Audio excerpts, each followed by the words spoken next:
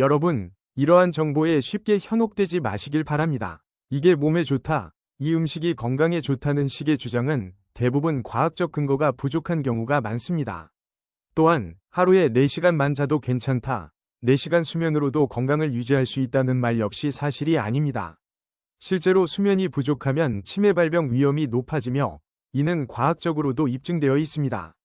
4시간 수면을 주장하던 영국의 마가렛 대처 수상이나 미국의 로널드 레이건 대통령 모두 말년에 치매를 겪었습니다.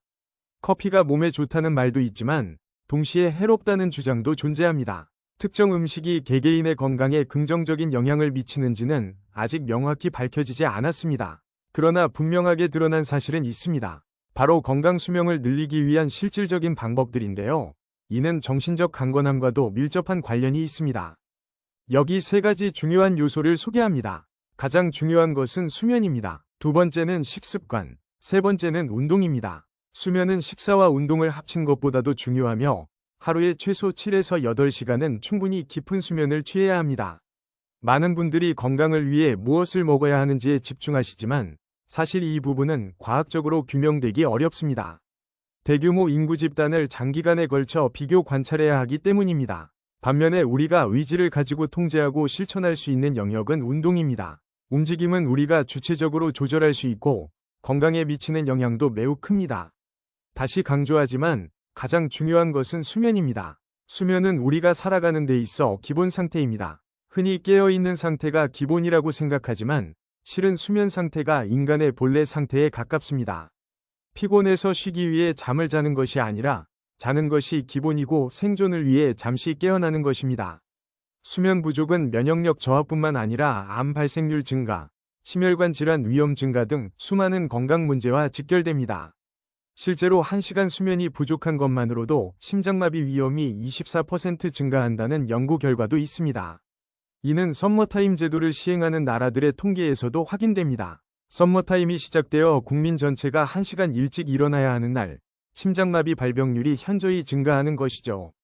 이처럼 수면의 중요성은 아무리 강조해도 지나치지 않습니다. 건강을 위해 가장 먼저 챙겨야 할 것은 충분한 수면이라는 점을 꼭 기억하시기 바랍니다. 미국의 경우 썸머타임이 시작된 다음 날 심장마비 발생률이 무려 24%나 증가한다는 통계가 있습니다. 놀랍지 않으신가요? 반대로 11월경 썸머타임이 해제되어 1시간 더 늦게 기상하게 되면 심장마비 환자 수는 평소보다 21%나 감소합니다. 단 1시간의 수면 변화만으로도 이 정도의 차이가 생긴다는 점은 수면이 얼마나 중요한지를 분명히 보여줍니다. 수면 부족은 단순한 피로감을 넘어서서 성취력과 집중력을 현저히 떨어뜨립니다. 과거의 수험생들 사이에서 4시간 자면 합격하고 5시간 자면 떨어진다는 말이 유행했지만 이는 사실과 전혀 다릅니다. 실제로 미국에서는 등교 시간을 1시간 늦춘 실험을 통해 학생들의 SAT 점수가 전반적으로 상승한 것을 확인할 수 있었습니다. 학생들이 잠을 더 자게 되자 학업 성과가 뚜렷하게 향상된 것입니다. 특히 청소년은 하루 8시간 이상의 수면이 필수입니다. 학부모 여러분, 공부를 잘하기 위한 가장 확실한 방법 중 하나는 바로 충분한 수면입니다. 기억력과 학습 능력, 문제 해결 능력 모두 수면과 밀접한 관련이 있습니다. 시험 기간이라고 해서 잠을 줄이는 것은 오히려 역효과를 불러일으킵니다. 우리는 흔히 잠을 많이 자는 사람을 게으르다고 오해하곤 합니다. 하지만 이는 잘못된 편견입니다. 오히려 성실하고 계획적으로 생활하는 사람이야말로 충분한 수면을 확보할 수 있습니다. 하루를 부지런히 살아간 결과로 8시간 숙면을 취하는 것은 도덕적이고 책임감 있는 태도입니다.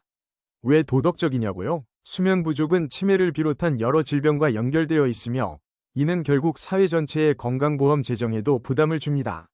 우리가 아프면 의료비 지출이 늘고 사회적 자원이 소모됩니다. 따라서 건강을 지키는 것은 사회적 책임이자 윤리적인 행동입니다. 그 첫걸음은 바로 충분한 수면입니다. 또한 수면은 감정 조절 능력을 향상시키고 대인관계도 긍정적으로 변화시킵니다. 잠을 잘 자는 사람은 성격이 온화해지고 갈등이 줄어들며 사회생활에서도 긍정적인 영향을 끼칩니다. 비만을 걱정하시는 분들께도 수면은 매우 중요합니다. 잠을 충분히 자지 않으면 지방세포가 더 많이 축적되고 우울감과 비만 위험도 함께 증가합니다. 반대로 충분한 수면은 체중 조절과 피부 건강에도 긍정적인 영향을 줍니다. 그렇다면 우리가 잠자는 동안 뇌에서는 어떤 일이 일어날까요? 우리 몸에는 림프계가 있어 노폐물을 배출하는 역할을 합니다. 하지만 뇌에는 오랫동안 림프관이 존재하지 않는 것으로 여겨졌습니다. 그러던 중 2013년 네더가드 교수팀은 뇌와 척수 내에서 글림프 시스템, 글림페틱 시스템이라는 구조를 발견했습니다. 이는 수면 중에 척수액이 뇌로 올라와 뇌를 씻어내듯 순환하면서 노폐물을 제거하는 역할을 합니다. 특히 악오세포, 글리어셀즈는 뉴런을 서포트하는 세포로 그 수는 뇌세포의 80에서 90%를 차지합니다. 최근 연구에서는 이 악오세포들이 인지 기능과 염증 조절에도 깊은 영향을 미친다는 사실이 밝혀지고 있습니다. 우리 뇌세포의 약 80에서 90%는 악오세포입니다. 이 작은 세포들은 뉴런을 보조하고 염증이 생기면 이를 회복시키는 등 다양한 지원 역할을 합니다. 특히 수면 중에는 이 악오세포가 자신의 부피를 거의 절반 가까이 줄이게 되는데요. 이로 인해 뇌 안에 여유 공간이 생기게 됩니다. 그렇게 생긴 공간에는 뇌척수액이 가득 차게 되며 마치 뇌를 짜내듯이 노폐물을 씻어내는 작용이 일어납니다. 이 청소 과정은 수면 중에만 활성화되므로 깊은 잠을 방해받거나 자주 깨는 경우 뇌 기능이 제대로 작동하지 못하고 이는 건강에 매우 해롭습니다. 이처럼 뇌의 청소 작용은 단지 편안한 수면이 아닌 생리학적으로 필수적인 기능이라는 점을 꼭 기억해 주시기 바랍니다. 한편 음식과 건강에 대한 연구는 대부분 관찰 연구, 옵저베이셔널 스터디에 의존하고 있습니다. 예를 들어 사람들에게 하루에 얼마나 자주 고기를 드십니까? 와 같은 설문지를 통해 음식 섭취 빈도를 조사하고 이를 바탕으로 암 발생률과의 관계를 파악하려고 합니다. 그러나 이는 매우 부정확한 방식입니다. 식습관을 정확히 측정하기 어렵기 때문에 다양한 변수, 컴파운딩 이펙트가 개입하게 되며 결과 해석에 한계가 생깁니다.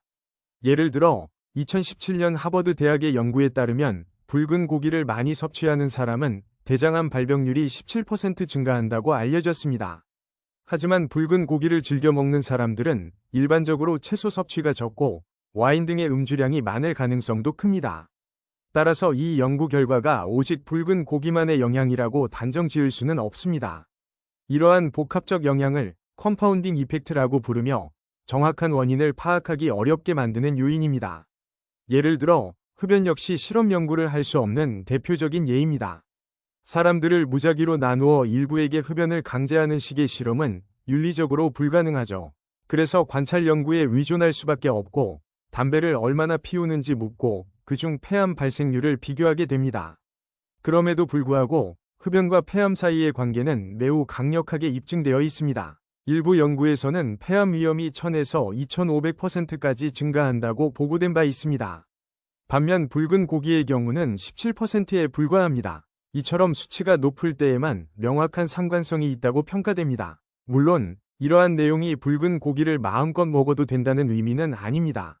단지 음식과 건강의 관계는 그만큼 복잡하고 명확히 규명되기 어렵다는 점을 말씀드리는 것입니다. 예를 들어 커피는 건강에 좋다는 연구도 많고 해롭다는 연구도 많습니다. 마늘 역시 항암식품으로 알려져 있지만 일부 연구에서는 장 건강에 부정적인 영향을 줄 수 있다고도 합니다. 이러한 혼란 속에서 어떤 영양학자는 이렇게 말하죠. 우리가 먹는 모든 음식은 항암제이자 동시에 발암물질이다. 결국 중요한 것은 과도하게 특정 식품에 의존하거나 맹신하지 않는 태도입니다. 이게 좋다더라. 예전부터 먹었다는 말만으로 건강을 판단하는 것은 위험합니다. 과거에는 지금처럼 체계적인 분석도 없었기에 단순히 전통에 기대는 것은 과학적으로 불충분할 수 있습니다. 과거의 지식이나 전통적인 믿음이 전혀 무의미하다는 뜻은 아닙니다. 하지만 과학적 분석이 충분하지 않았던 시절의 지식보다는 오늘날 검증된 과학적 근거에 기반한 정보를 신뢰하는 것이 중요합니다. 어떤 특정 음식이 우리 건강에 좋을지 나쁠지는 여전히 명확히 밝혀지지 않았지만 그나마 과학적으로 확실히 알려진 사실들이 있습니다. 예를 들면 액상과당이나 트랜스지방 같은 물질은 건강에 좋다는 연구가 거의 존재하지 않습니다. 이들이 건강에 좋다는 과학적 근거는 아직 찾아보기 어렵습니다. 설탕 역시 마찬가지입니다. 설탕이 어느 정도까지는 괜찮다는 연구는 있으나 설탕이 건강에 좋다는 명확한 연구 결과는 없습니다.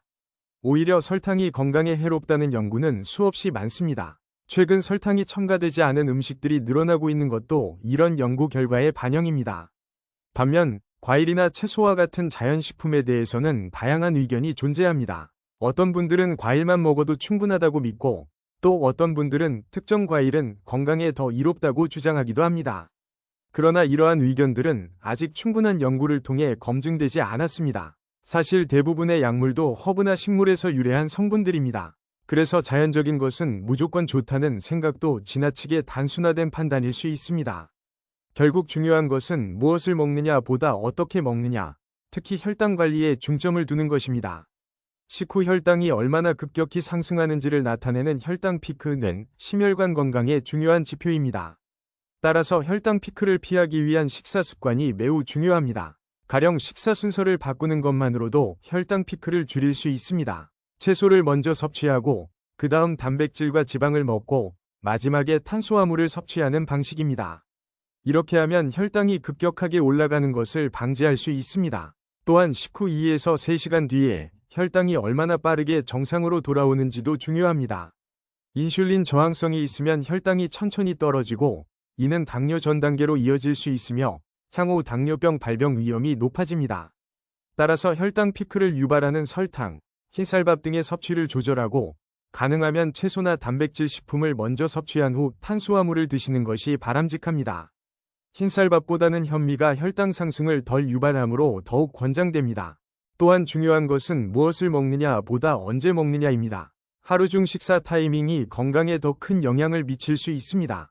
단순히 열량 제한, 칼로리 리스트릭션이 아니라 우리 몸의 생체 리듬, 서케이디안 리듬에 맞춰 식사하는 것이 중요합니다. 이상적으로는 수면 시간 기준으로 최소 4시간 전, 가능하면 6시간 전에는 식사를 마쳐야 합니다. 예를 들어 밤 10시에 취침할 계획이라면 오후 6시까지 저녁 식사를 끝내는 것이 가장 좋습니다. 저녁 7시에 식사를 마쳤다면 최소 11시에는 잠자리에 들어야 합니다. 그렇게 하면 8시간의 수면을 확보할 수 있고 생체 리듬과 식사 리듬이 조화를 이루게 됩니다. 이러한 패턴을 지키는 것이 건강한 삶을 위한 기본입니다. 야식 등은 이러한 생체 리듬을 방해하기 때문에 피하시는 것이 좋습니다. 우리 몸의 생체 리듬과 식사 패턴은 서로 밀접하게 연결되어 있습니다. 따라서 야식은 이러한 리듬을 방해하며 건강에 매우 해롭습니다. 예를 들어 저녁 식사를 8시에 마치고 10시에 잠자리에 들면 배가 부른 상태로 수면에 들어가게 됩니다. 이때 위장은 음식을 소화하기 위해 활발히 작동하므로 깊은 수면이 어려워집니다. 이상적인 수면을 위해서는 위장이 대부분 비워진 상태, 즉 공복 상태로 잠을 자는 것이 중요합니다. 또한 수면을 방해하는 요인 중 하나가 바로 알코올입니다. 잠들기 전 와인이나 맥주 한 잔은 오히려 수면의 질을 떨어뜨립니다. 술을 마시면 일시적으로 졸림을 느끼지만 실제로는 수면 중에 자주 깨게 되고 깊은 수면을 방해하게 됩니다. 따라서 음주를 피할 수 없다면 식사 시간인 오후 7시 이전에 마시는 것이 좋으며 최소 3에서 4시간이 지난 후 취침하는 것이 바람직합니다. 아침 식사에 대해서도 최근에는 다양한 논의가 있습니다. 많은 사람들이 아침을 꼭 먹어야 한다고 주장하지만 사실 아침을 꼭 챙겨 먹는 습관은 20세기 산업화 이후 공장 노동자들을 중심으로 형성된 것입니다. 토스트, 잼, 티백 등의 간편식은 빠른 출근을 위해 만들어졌으며 영양보다는 시간 절약을 위한 목적이 강했습니다. 게다가 아침에 오렌지 주스를 마시는 등의 식습관은 혈당을 급격히 올릴 수 있어 주의가 필요합니다. 꼭 아침을 먹어야 한다면 계란이나 아보카도처럼 단백질과 지방이 포함된 식품을 선택하는 것이 좋습니다. 더 나아가 공복 시간을 일정하게 유지하는 것도 건강에 매우 이롭습니다. 예를 들어 저녁 6시에 식사를 마치고 다음날 오전 11시에 점심을 먹으면 17시간의 공복 시간을 확보할 수 있습니다. 이를 통해 자연스러운 간헐적 단식 효과를 기대할 수 있습니다. 이런 단식 상태에서 우리 몸은 세포 자가 포식, 오토퍼지이라는 생리적 현상을 일으킵니다. 에너지원이 부족할 때 몸은 낡거나 기능이 떨어진 세포들을 스스로 분해하여 에너지를 얻습니다. 이 과정은 우리 몸을 더 젊고 건강하게 유지해주는 작용을 합니다. 특히 운동을 꾸준히 해온 사람은 12시간의 공복만으로도 이 효과가 나타날 수 있습니다. 하지만 운동을 하지 않는 경우에는 최소 36시간의 공복이 필요하다는 연구 결과도 있습니다. 따라서 운동은 단식의 효과를 극대화하는 데도 중요한 역할을 합니다. 이러한 원리를 바탕으로 하루 2끼만 먹는 식사 패턴도 매우 유익할 수 있습니다. 아침을 생략하고 점심과 저녁을 풍부하게 먹되 탄수화물은 식사의 마지막에 섭취하는 것이 혈당 조절에 도움이 됩니다. 이 방식은 열량을 줄이지 않고도 체지방률을 낮추고 근육량을 증가시키는 효과를 기대할 수 있습니다. 이러한 간헐적 단식과 자가포식의 원리는 최근 많은 연구에서도 입증되고 있으며 건강한 노화를 지향하는 현대인들에게 매우 중요한 식습관 전략으로 떠오르고 있습니다. 다음으로는 운동의 중요성에 대해 살펴보겠습니다.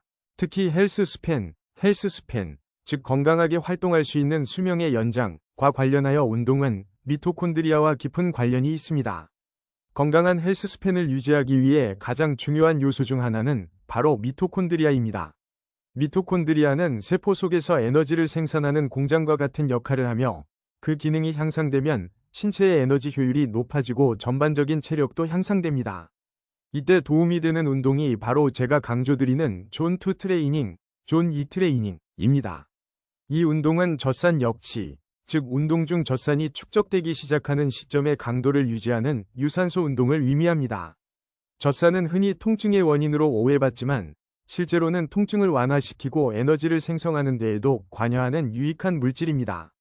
존 2 트레이닝은 산소 섭취량과 소비량의 균형이 이루어지는 지점을 유지하며 운동하는 방식입니다.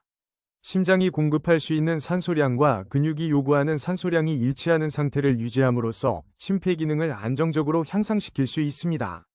이 운동의 정확한 측정을 위해서는 젖산 역치를 측정하는 전문 장비가 필요하지만 현실적으로는 최대 심박수를 기준으로 간편하게 계산할 수 있습니다. 최대 심박수는 220 나이로 구하며 여기에 6570%를 곱한 값이 존 2 트레이닝에 적합한 심박수입니다. 예를 들어 50세라면 최대 심박수는 170이며 그중 6570%는 약 110에서 120입니다. 이 심박수를 유지하며 30에서 40분간 유산소 운동을 하시면 됩니다. 운동에 익숙하지 않으신 분들은 빠르게 걷는 것만으로도 해당 심박수에 도달할 수 있으며 운동에 익숙한 분들은 천천히 조깅하는 정도가 적절합니다. 이를 실천하기 위해서는 심박수를 실시간으로 확인할 수 있는 스마트워치나 피트니스 밴드 같은 장비가 필요합니다. 간단한 기기라도 충분히 정확한 측정이 가능하며 스마트폰과 연동하여 실시간 심박수를 보면서 운동 강도를 조절할 수 있습니다. 운동 후에는 5분 정도 심박수를 한번 확 올려주는 마무리 운동을 해주는 것도 좋습니다. 이 과정을 꾸준히 반복하시면 미토콘드리아의 수와 기능이 눈에 띄게 향상되며 체력 또한 1에서 2개월 만에 놀랍도록 좋아질 수 있습니다.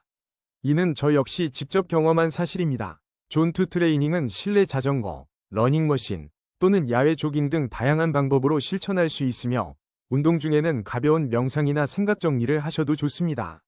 중요한 건 심박수를 일정하게 유지하며 지속하는 것입니다. 마지막으로 정리하겠습니다. 충분한 수면, 시기와 순서를 고려한 식사, 그리고 꾸준한 운동, 특히 존 2 트레이닝과 같은 심폐 강화 운동을 통해 몸과 마음의 근력을 함께 키우시길 바랍니다. 이렇게 해서 100세까지 건강하고 활기찬 삶을 이어갈 수 있는 헬스스팬을 함께 만들어 가시길 바랍니다. 끝까지 경청해 주셔서 진심으로 감사합니다.